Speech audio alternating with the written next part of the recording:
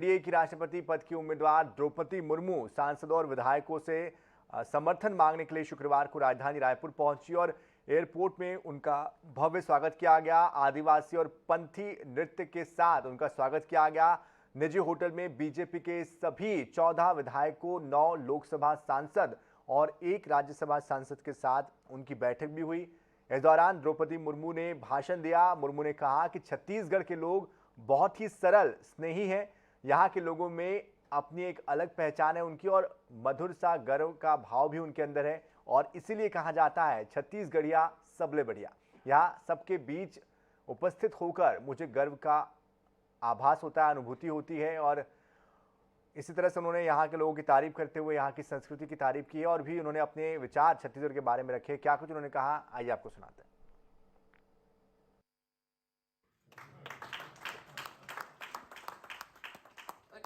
सभी लोगों के बीच उपस्थित होकर मेरे अंदर एक नई प्रेरणा जागी है, क्योंकि समृद्ध इतिहास पृष्ठभूमि वाले इस राज्य को एक आदिवासी बहुल राज्य के रूप में जाना जाता है, जहां 32% आदिवासी यहाँ रहते हैं।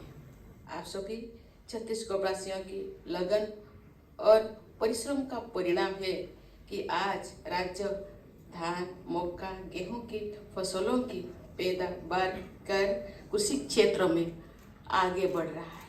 यहाँ के बस्तर और सरगुजा संभागों के लोग आज भी जिस लगन और एकता के साथ वन उपज के लिए इकट्ठा होते हैं, उसे देख मेरे अंदर प्रेरणा की लहर दौड़ उठती है। देश विदेश में छत्तीसगढ़ में बने कलात्मक चीज़ें सजावट के लिए रखी जाती है तथा उपहार के तौर पर दी जाती है।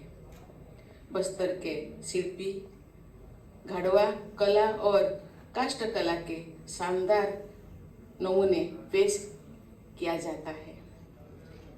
प्रिय भाई एवं बहनों, ऐसे ऐतिहासिक और कला संस्कृति के समृद्ध भूमि पर आना अपने आप में सौभाग्य की बात है। मुझे कहते हुए अपार गर्व महसूस हो रहा है कि लोकतंत्र की जननी भारत में लोकतंत्र की परंपराओं के निर्वहन का अनूठा उदाहरण पेश किया जा रहा है। देश के यशस्वी प्रधानमंत्री के नेतृत्व में भारत आज हर क्षेत्र में विकास का नया अध्याय जोड़ता जा रहा है।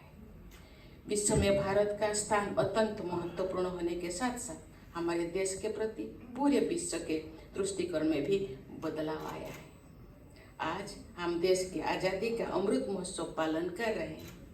इस अमृत बेला में हमारे प्रधानमंत्री जी ने देश में आगामी 25 वर्ष के लिए विकास योजनाओं की विस्तृत रूपरेखा प्रस्तुत करते हुए सभी को आह्वान किया है तथा समस्त देशवासियों से सकारात्मक योगदान एवं समर्थन की अपेक्षा की है। आइए हम सभी एकजुट होकर भारत को परम वैभवशाली समृद्ध देश बनाने के लिए समर्पित भाव से काम करें। एक साधारण जनजाति परिवार से आई हूँ। छत्तीसगढ़ और ओडिशा का संबंध सदियों से पुराना और घनिष्ठ रहा है। हमारे खान पान, रीति रिवाज, पर्व त्योहार एक जैसा है।